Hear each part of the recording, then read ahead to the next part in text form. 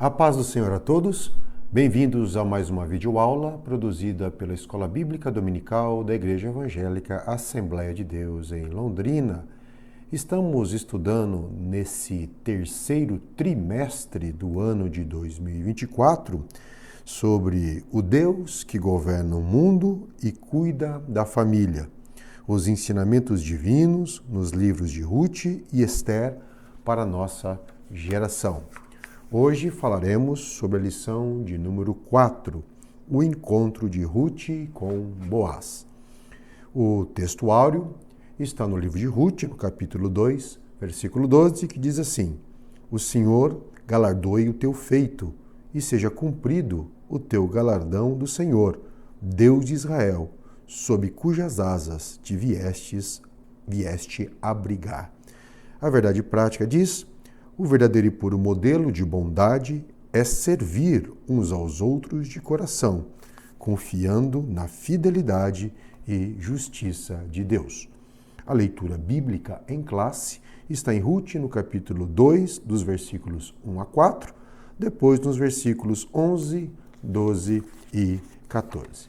Bem, queridos, precisamos fazer uma pequena retrospectiva sobre esse livro magnífico, esse livro de Ruth, que é considerada uma das belas histórias jamais escritas. Relevância para os dias de hoje.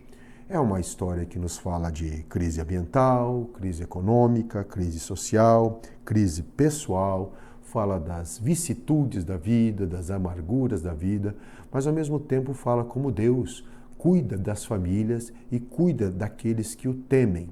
Nós vemos no livro de Ruth um Deus que trabalha nos bastidores, um Deus que trabalha nos relacionamentos humanos, trabalha ali às vezes sem ser visto de uma forma sobrenatural, talvez de uma forma milagrosa, de uma forma explícita, mas ele continua trabalhando pelo seu povo, é um Deus que continua trabalhando por aqueles que o temem, O livro de Ruth nos fala muito sobre Deus nos ajudando mesmo em meio às diversidades. E é muito importante entendermos o contexto do livro de Ruth, ao analisarmos o versículo 1 do capítulo 1, que a história ocorreu na época dos juízes. A época dos juízes era um período de muita instabilidade na vida de Israel, um período em que Israel enfrentou altos e baixos na sua vida espiritual, se desviando de Deus muitas vezes, havendo uma crise espiritual. E essa crise espiritual do povo gerava uma crise ética, gerava uma crise moral, uma crise social, chegando ao povo a enfrentar enormes dificuldades. Nesse período, nos é relatado que cada um fazia o que queria, o que era bom segundo os seus próprios olhos. Diante disso, havia uma relação social muito conturbada, Cada um pensando em si, cada um pensando na sua própria sobrevivência, não havia compromisso, não havia fidelidade nem a Deus, a sua palavra e nem uns aos outros. Isso gerava violência, guerras, conflitos internos, e isso é destruidor em qualquer relação, isso é destruidor em qualquer sociedade, isso é destruidor dentro de uma família, dentro de um casamento, dentro dos relacionamentos. Quando cada um só pensa em si, quando cada um só pensa na sua própria felicidade e sobrevivência, gera o caos social, e isso é contrário àquilo que Deus propõe na sua palavra, isso é contrário à lei de Deus, que nos ensina, em resumo, a amar a Deus sobre todas as coisas e amar ao próximo como a nós mesmos. E esse mandamento foi amplificado e aprofundado por Jesus, dizendo que nós devemos amar o próximo como o próprio Cristo nos amou. Então, o referencial exigido pela palavra de Deus é totalmente oposto ao individualismo. Neste contexto de um caos social e de crise de diversos níveis, uma família parte ali de Belém Efrata e vai habitar nas terras de Moabe, Elimeleque e seus filhos e Noemi, a sua esposa. Chegando lá, Elimeleque morre, depois os seus filhos que contraem casamento com duas mulheres moabitas morrem e ficam ali a uma circunstância de 3 viúvas, Noemi e suas 2 noras, Orfa e Ruth.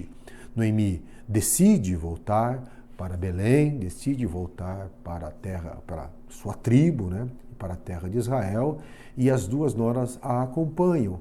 No meio do caminho, Noemi, já cheio de amargura e tristeza, ela insiste para que as suas noras voltem, porque ela não tinha mais condições de oferecer nada a elas, ela não podia mais oferecer filhos e a sua condição já estava ali deplorável, de miséria, de pobreza, não tinha o que oferecer a elas, não tinha nenhuma perspectiva de futuro a oferecer às suas noras. Orfa volta chorando, tinha um grande amor pela sua sogra, mas entendeu a situação e decide voltar. Ruth, pelo contrário, ela se apega à sua sogra, ela ali firma um pacto de compromisso com a sua sogra, fala, olha, eu vou, seu Deus será o meu Deus, seu povo será meu povo, aonde você for sepultada, também serei sepultada eu vou cuidar de você.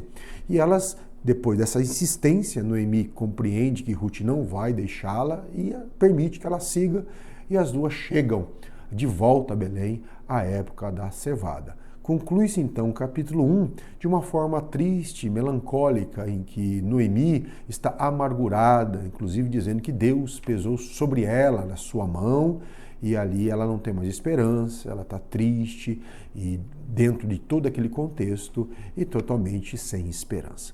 Então fecha-se a cortina, né? Como numa peça teatral, a cortina é fechada num ambiente de tensão, num ambiente de tristeza, num ambiente de desespero. Porém, o capítulo 2, podemos considerar que as cortinas se abrem novamente e ali vemos uma nova realidade. Primeiro nos é apresentado um homem, Boaz. Noemi nem lembrava mais dele, talvez por ser um jovem no início da vida, quando Noemi e seu marido foram para as terras de Moabe. A verdade é que, independente da situação, Noemi nem se lembrava. E este homem, Boaz, agora um homem formado, era um homem valente, respeitado, próspero, que tinha sua propriedade, suas terras, tinha os seus servos. E este homem era parente de Elimeleque. Então ali surge um fio de esperança, porém o narrador nos descreve isso, claro, né, colocando ali no capítulo 2, versículo 1, mas no contexto da história, Noemi não fazia ideia, ou seja, porque estava cegada pela amargura, ou porque realmente desconhecia ou esqueceu totalmente essa questão de Boaz, ou porque ela achava que Boaz não daria qualquer importância a esse parentesco. A verdade é que Boaz teve um papel chave depois na resolução de toda essa trama, né? E temos ali, logo em seguida, uma outra postura. Temos Ruth tomando uma decisão. E isso é muito importante. E essa é uma leitura, é um ponto da lição muito importante. Se há algo que podemos aprender no livro de Ruth, é Deus ensinando o seu povo o princípio do compromisso, da fidelidade ao compromisso assumido. Ou seja, é Deus ensinando o seu povo através de uma jovem moabita e através de Boaz também, mas ali primeiramente de uma jovem moabita, uma jovem que cresceu numa cultura estranha, uma jovem que cresceu numa cultura que servia a outros deuses, uma jovem que cresceu num ambiente que não era o povo de Deus, mas que demonstrava no seu caráter aquilo que Deus queria do seu povo, que embora tivesse a lei, tivesse a revelação, tivesse experimentado as ações sobrenaturais de Deus, conduzindo, livrando, protegendo, dando a terra prometida, cumprindo suas promessas a ele, mas é um povo que regularmente se esquecia disso, se esquecia do amor a Deus, do pacto firmado com Deus e se esquecia também dos compromissos firmados com o próximo, do cuidado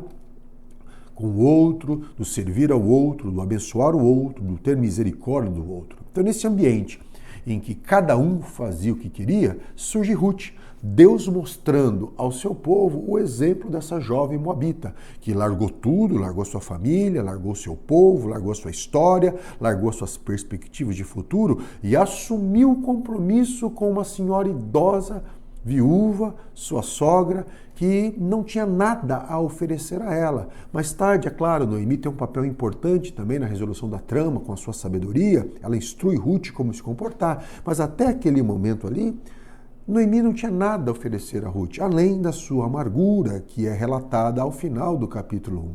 Porém, Ruth, diferentemente do esperado para a época, é uma jovem que assume um compromisso com a sua sogra, trilha um caminho de retorno dolorido, sofrido com a sua sogra, chega ali de volta a Belém, numa situação de pobreza, numa situação de miséria, numa situação de sem perspectiva, e ela mantém o compromisso assumido. Então Deus exige do seu povo, Deus está falando através de Ruth. O que me agrada é o que você assuma o compromisso com o seu próximo, assuma o compromisso com as pessoas à sua volta, né? Quando o compromisso é para ser assumido, e a partir do momento que o compromisso é assumido, seja fiel. Seja responsável por aquilo que você assumiu, seja no casamento, seja na criação de filhos, seja algum trabalho e ministério na igreja, seja na escola, seja aí na sua profissão. Deus quer que os seus filhos sejam pessoas responsáveis, que assumam a responsabilidade pelos mais necessitados, pelos mais fracos, pelos mais débeis, por aqueles que precisam da ajuda. E é esse o contexto em que Ruth assume o compromisso sobre Noemi. E ali vendo, né, a situação, ela, ao invés de reclamar, ao invés de murmurar, ao invés de desistir, ela assume uma postura de ir à luta. Veja bem, queridos, nos é ensinado neste livro um exemplo que tem em outras partes da Bíblia, como o próprio livro de Neemias, mas aqui é nos ensinado o seguinte: há circunstâncias na vida que nos sobrevêm que nós não controlamos. Há circunstâncias que nos sobrevêm que às vezes nós não escolhemos e muitas vezes até não fazemos nada para ter ou para ser atingido por isso. Uma enfermidade, uma crise econômica, um desemprego, uma situação de penúria, um problema sério, um acidente ou alguma outra situação que nos cause angústia e aflição. Porém, embora muitas vezes não escolhamos a situação que nós nos encontramos, nós podemos sim escolher qual postura vamos adotar diante dessa situação. E é isso que está sob nossa responsabilidade. Diante da crise, diante do problema, diante da vicissitude, diante da tribulação e da aflição, qual será a nossa postura? Sentar, ficar lamentando, assumir um papel de vítima, ou murmurando de todo mundo, falando mal de todo mundo, ou se fechando num ciclo de amargura, de ranço, num ciclo de mágoa, porque alguém ofendeu você, alguém abandonou você, alguém traiu você, alguém não correspondeu às suas expectativas, e aí você se senta numa inércia e desiste da vida ou abre mão da vida e assume uma postura apenas de reclamação. Essa é uma possibilidade que não é a vontade de Deus. Mas existe uma outra possibilidade adotada por Ruth, de olhar a circunstância, levantar a cabeça e ir à luta. O que está ao meu dispor? O que eu posso fazer? O que está ao meu alcance? Ao invés de ficar chorando, levanta-se e vamos ver o que é possível ser feito, o que é possível, o que dá para fazer aqui, buscando, claro, a sabedoria em Deus, buscando a força em Deus, buscando refúgio em Deus, mas levantando a cabeça e assumindo uma postura, não ficando na inércia. E é isso que Ruth fez. O que é possível fazer? Tá eu e aqui Noemi, somos duas viúvas pobres, é a época da cevada, da colheita, toda o pessoal trabalhando, não adianta ficar aqui reclamando. E ela diz para sua sogra, ó, eu vou participar da colheita. Eu vou ir depois, né, ou após os segadores. O que significava que, à época, não havia colheita mecanizada, a colheita era toda manual, a comunidade se reunia nas terras, né, os proprietários de terra convocavam os seus servos e ali era feita a colheita manual. E atrás da colheita, dos colhedores, vinham os pobres, recolhendo ali, respigando aquilo que caía, aquilo que sobrava, e a própria lei, né, a própria Torá garantia esse direito, ela proibia que os colhedores voltassem, né, retirando aquilo que não foi colhido na primeira passada. Então ali, para os pobres, era uma oportunidade, aqueles que não tinham terra, estavam passando por alguma dificuldade, era uma oportunidade que através do seu trabalho também alcançassem o seu sustento. Mas era um trabalho pesado, era um trabalho exaustivo, ficar agachado, recolhendo as sobras, era um trabalho perigoso. Lembre-se que era a época dos juízes, em cada um fazia o que queria, então era muito perigoso, principalmente para uma mulher sozinha, uma mulher jovem, moabita, uma mulher estrangeira, e era oportunidade para homens maus se aproveitarem disso, assim como é hoje perigoso uma mulher ficar sozinha em determinados ambientes, aquela época também.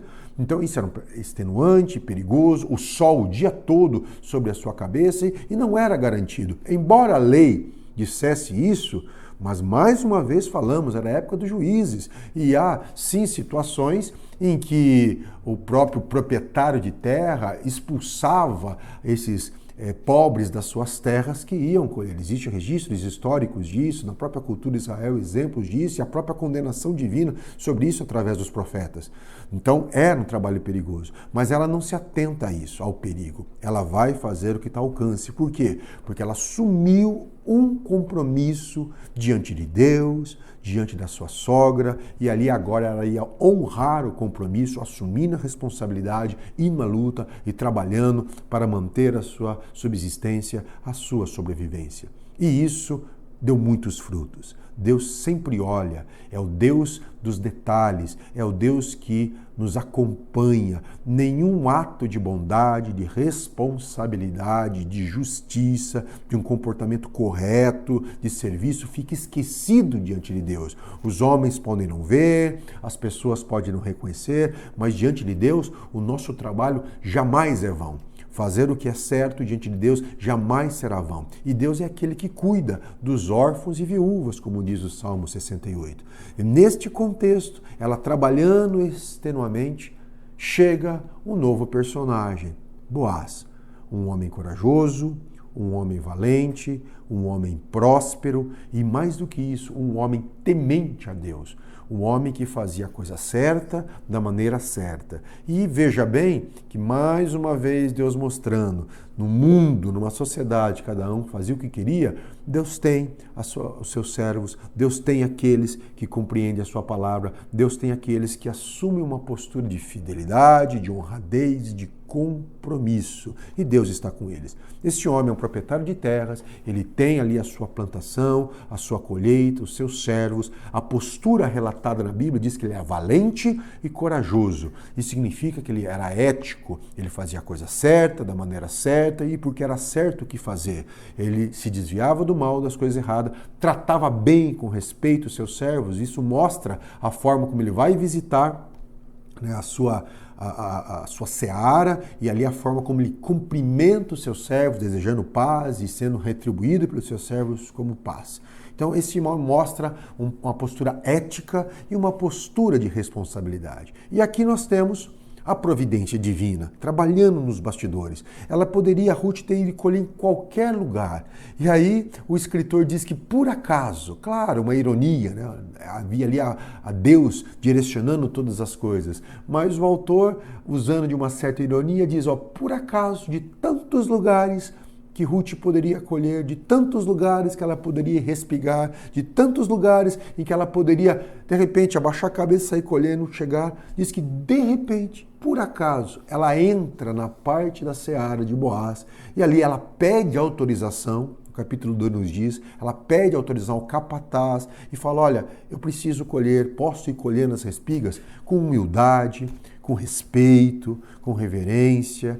Ela entra e começa a colher. E ali ela colhe todo dia, sem parar, sem desanimar, sem reclamar, sem ficar conversando, sem ficar causando intrigas. Ela trabalha arduamente. E chega Boaz, né? E também por acaso naquele dia foi visitar os seus servos, os colhedores ali, conversando com o seu capataz, pergunta, quem é essa mulher que está ali trabalhando arduamente? Perceba, querido, sempre há alguém nos observando. O trabalho bem feito é sempre visto por Deus, mas sempre alguém repara. Ele nunca fica totalmente oculto. E as pessoas certas são atraídas por aquilo que é certo. E aquilo atraiu a atenção de Boaz. Aquilo atraiu a sua atenção vendo uma jovem ali e colhendo, trabalhando arduamente, juntamente com lá, os seus segadores, indo após eles, e pergunta, quem é essa moça que está aí? E então, mais uma vez, é contado um pouco da postura, da personalidade, do caráter de Ruth. Queridos, sempre as nossas posturas, sempre as nossas éticas, sempre as nossas ações falam mais alto e vão do que as nossas palavras e vão à nossa frente, sempre. A postura que adotamos nos relacionamentos, nos ambientes que vivemos, elas sempre vão à nossa frente, trazendo o que nós chamamos de uma certa fama, sempre vai à nossa frente. E ali todos conheciam e falaram, olha, esta é Ruth, a mulher moabita, que veio junto com Noemi, né? A esposa de Elimeleque, que ficou viúva, que está desamparada, e ela chegou de manhã e começou a trabalhar, pedir autorização e não se cansa de cegar, está ali desde a manhã até a tarde.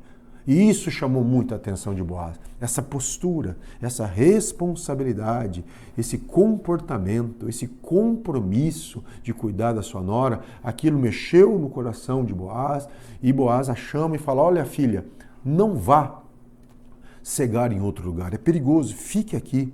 Eu dei ordem aos meus servos para que nenhum deles te molestem, te perturbem. E além do mais, está aqui disposto para você os nossos mantimentos, a água, o pão. Vem aqui e você pode compartilhar disso com a gente. E no mais, ele dá ordem aos servos para que permita que ela colha junto aos feixes já colhidos, que ela, em tese, pela lei, ela não, né, pelo comportamento normal, ela não poderia ir lá, ela deveria pegar o que sobrou, mas ela permite, olha, que ela colha entre os feixes já colhidos, recolha ali os grãos, né, onde tem maior abundância, e também ele dá ordem aos segadores que deixem cair algumas espigas para que ela possa também colher. Né? Ou seja, ele não chega e dá de mão beijada tudo para ela, mas ela dá oportunidades para que o seu trabalho seja potencializado.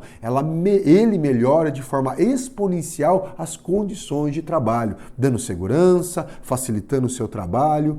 Em resumo, da mesma forma que Noemi assume a responsabilidade de tratar bem as suas noras, da mesma forma que Ruth agora assume a responsabilidade de cuidar de Noemi, agora Boaz assume a responsabilidade de fazer aquilo que está ao seu alcance para abençoar e para cuidar de Ruth. Então, o princípio desse livro é a responsabilidade.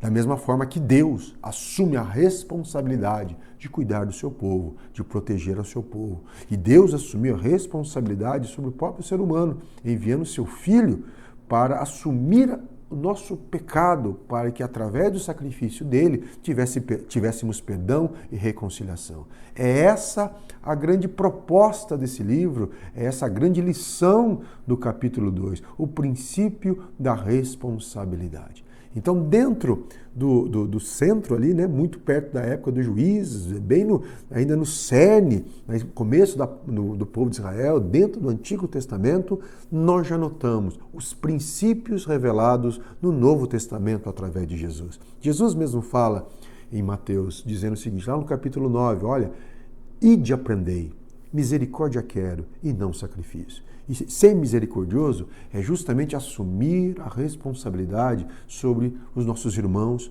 e amigos, o nosso próximo que está passando por alguma necessidade. E Deus quer que nós façamos isso. Lá em Miqueias, no capítulo 6, o povo pergunta para Deus. Deus ali, claro, está exortando o povo ao arrependimento, e o povo pergunta, com que nos apresentaremos diante do Senhor? O que o Senhor quer de nós? O Senhor quer sacrifícios? O Senhor quer azeite, rios de azeite? O Senhor quer que ofereçamos os nossos primogênitos por causa da nossa transgressão? E aí Deus responde através do profeta, nada disso. Tu sabes, vocês sabem o que eu requeiro de cada um de vocês, do meu povo, que vocês pratiquem a justiça, amem a benignidade e andem humildemente diante do seu Deus. É isso que Deus requer de nós. E Boaz assume essa responsabilidade. Em contrapartida, Ruth, ela tem uma posição de extrema humildade e gratidão. Ruth, como acontece hoje em dia, né? Muitas pessoas, ao ver alguém oferecendo uma ajuda, poderiam questionar, que demora, hein? Até que enfim você me notou, até que enfim olhou para mim e alguém está ajudando, estão vendo aí, ninguém faz nada, até que enfim agora, e eu preciso mais, vocês... Ou seja, todo mundo se sentindo vítima, todo mundo querendo exigir os seus direitos e ninguém sendo grato com nada. Aquilo que recebe, vira as costas e simplesmente acha que o outro teve a obrigação de dar aquilo que precisa. Nós temos filhos ingratos em casa que não reconhecem o esforço dos pais. Nós temos maridos ingratos que não reconhecem o esforço da sua esposa. Nós temos esposas ingratas que não reconhecem o esforço do seu marido. Nós temos pais ingratos que não reconhecem o esforço dos seus filhos. Nós temos membros de igreja ingratos que não reconhecem o esforço dos seus pastores e líderes que não reconhecem o esforço dos seus liderados. Ou seja, nós estamos diante de pessoas que só pensam em si mesmas e que não reconhecem aquilo, as bênçãos que o outro lhe concede, o esforço que o outro faz para abençoá-lo. Mas aqui é diferente. Deus traz uma nova lição ao seu povo. Deus apresenta a Ruth, uma moabita, né? Sempre o texto é enfático, a moabita, né? Lembrando que Moabe tinha conflitos com Israel, o povo de Moabe, havia uma grande inimizade entre Israel, inimizade histórica entre Israel e Moabe, havia um preconceito racial.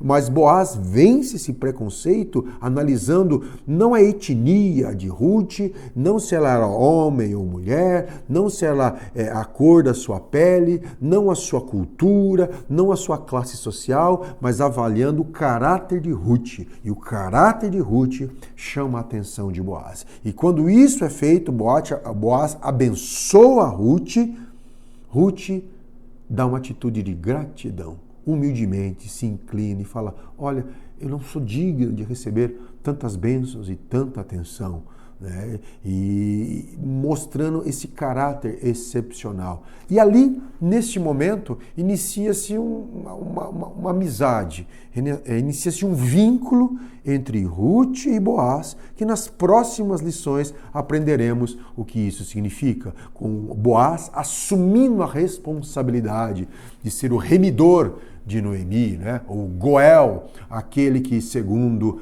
a lei, tinha a responsabilidade de comprar as terras vendidas pelo seu parente para que a terra permanecesse dentro de uma esfera familiar, que tinha também a responsabilidade de livrar da escravidão, eventualmente, alguns dos seus parentes que fossem vendidos por causa de dívida, outra situação, a escravidão, ele tinha a responsabilidade de ir lá remir, comprá-lo. Então, o Goel, esse protetor da família, esse protetor da herança, Boaz assume esse compromisso nos próximos capítulos que vamos estudar nas próximas lições. E não só isso, ele assume o papel do levir, que era o princípio do liverato, de suscitar, né, através do casamento com a viúva, suscitar um descendente para que o nome do falecido não fosse esquecido. Então, tudo isso nós temos o princípio da responsabilidade, daquele que serve a Deus, um homem valente, um homem corajoso, um homem temente a Deus, é aquele que assume a responsabilidade. Uma mulher valorosa, uma mulher corajosa, uma mulher sábia, temente a Deus, é aquela que assume a responsabilidade nos ambientes que ela vive. Esse é o princípio. E é isso que Deus quer de nós. Que Deus assumamos isso uns com os outros, na nossa família, na nossa igreja, nas nossas relações, que tenhamos um sentimento de responsabilidade e também de gratidão por aquilo que os outros fazem com a gente, que os outros fazem pela gente, nos ajudando, nos fortalecendo, porque a caminhada cristã é uma caminhada que fazemos em conjunto, um servindo o outro, um abençoando o outro, um sendo grato por aquilo que recebe e compartilhando aquilo que recebe. As próprias consolações que recebemos de Deus são para que sejamos consolados. E a conclusão da lição nos diz assim: a atitude de fé de Ruth sendo recompensada, sua prontidão em cuidar da sua sogra, levou a encontrar conforto e proteção naquele que seria o resgatador de toda a família e incluiria na genealogia do Redentor da humanidade. O Deus de Ruth é o nosso Deus. Ele continua agindo por aqueles que decidem se abrigar debaixo das suas asas. Confiar nele e viver fazendo o que lhe agrada é o meio infalível de alcançar sua misericórdia e seu favor. Deus não se esquece daquele que teme. Que o teme. Deus não se esquece daquele que decide, com ousadia, depositar a sua confiança nele e ir à luta. Deus dá força, Deus renova a força, Deus abre portas, Deus coloca pessoas para nos ajudar E temos o grande exemplo aqui de Boaz como remidor de toda aquela situação e que reflete, é um tipo de Cristo que Deus enviou aqui para ser o nosso redentor, o nosso remidor, o nosso sustentador, aquele que preparou a igreja como a sua noiva, resgatando ela do pecado e agora prometendo casar-se com ela, fazendo o noivado, que será nas bodas do Cordeiro. Que essa lição possa falar no nosso coração, que possamos assumir essa postura de fidelidade, de responsabilidade, de gratidão e de honradez. E que Deus ilumine a cada um de nós e nos fortaleça. Deus abençoe a todos.